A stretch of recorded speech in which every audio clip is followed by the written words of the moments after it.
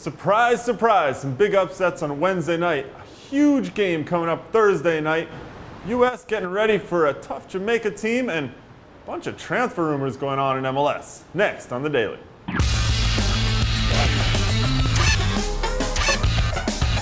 Hey everyone, Greg Lawless and Andrew Wiebe from MLSsoccer.com here. Welcome to The Daily. A couple of big games on Wednesday night. Actually, it's like big results, upsets if you will. And we'll start with Colorado's 3-0 victory over the Portland Timbers. Maybe not considered an upset when they're at home. However, considering the Timbers were on a 2-game winning streak and had just beaten the Rapids last week at home, they go out to Dick's Sporting Goods Park and the Rapids come up with a 3-0 win. Yeah, the defense in Portland just shambolic in this one. A 6-minute goal from Andre Akpan on for Connor Casey, still dealing with a niggling knee injury from that defeat in Portland. But Akpan gets it started. Tony Casio gets that second, and Jaime Castrillon puts on the capper. But as Gavin Wilkinson, you've got to be disappointed in your defense in this one. Far too many open shots, far too many unmarked runners coming into the box. Meanwhile, Colorado Finally, they get a result after 10 winless.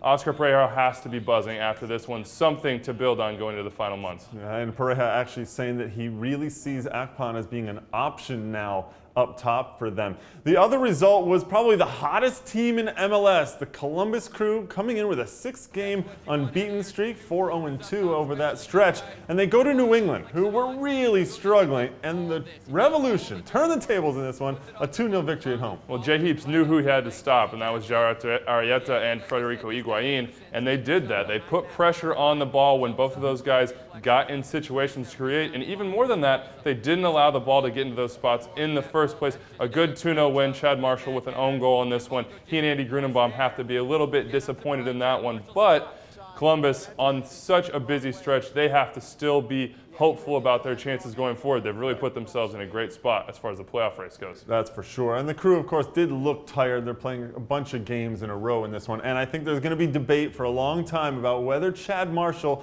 could have actually gotten to that ball after he headed it over Grunenbaum. Grunenbaum took the blame after the game, but I think Marshall has a little bit of thinking about that one himself. There's a heavyweight clash on Thursday night. The Houston Dynamo, unbeaten at home so far this year, hosting Real Salt Lake, who seem to have found their groove again. It's at 8:30 p.m. You can watch it online on MLS Live. Andrew, what do we think about this one? Houston coming off a pretty bad result in Chicago, but they're so good at home. Yeah, and they've got history in their favor. RSL has never won in Houston. They've never won in Texas, for that matter. Just a miserable stretch of results for Jason Kreis's men down in that state. But they'll be a little bit hopeful. But once again, the heat is supposed to be 98 degrees tonight. It is September. Jason Kreis saying we hoped that it might be cool, but that's not going to happen. Both these teams desperately in need of a result, kind of bouncing around in those middle parts of the playoff race. And both those teams missing a couple of players for international duty as well. So it's going to be a tight one. 8:30 p.m. Eastern Time, and you can watch that online on MLS Live.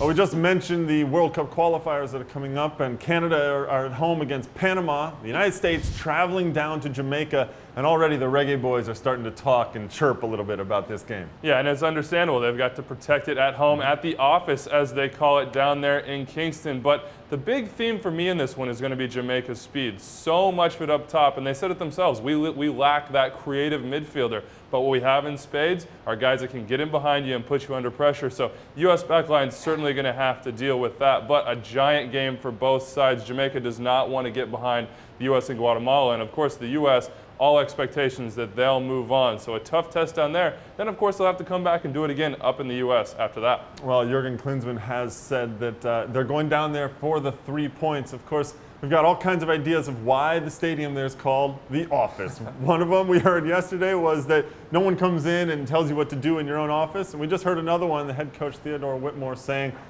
it's all about who's the boss. You got to be the boss in your own office. So the U.S. and Jamaica at 8 p.m. Eastern Time on Friday night. That's on beIN Sport. All right, let's get to the fun stuff now about player movement. We'll start in Los Angeles, where the Galaxy have officially signed Christian Wilhelmsson, the Swedish international. And It's a big signing for them, really. Yeah, adding another tool to what was already a loaded toolbox for Bruce Arena. He's calling it a legitimate option out wide. I'm sure there's some guys in LA that would have beef with that. I'm sure that they think they're doing a good enough job, seeing as the Galaxy are rising up the table. But a Euro 2012 star, you cannot go wrong with that as the Galaxy push on. Another attacking option for the Galaxy in that one. And in Chicago, they're looking at another attacking option. It's Dennis Chin, who's been with the Orlando City team, and he's on trial with the Fire. Another speedy option to go with Oduro and Nyako up there. And there's a report out there that Yorgos Karagounis, the Greek international star, has been with Panathinaikos among other clubs in Greece, could be on his way to MLS.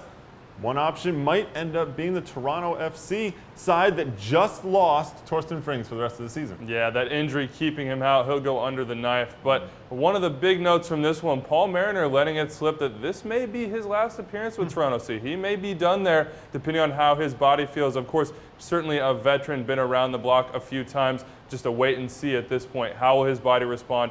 Does he think he can put up with the MLS rigors once again? Well, that would be a shame because I think Frings has been such a good player for TFC.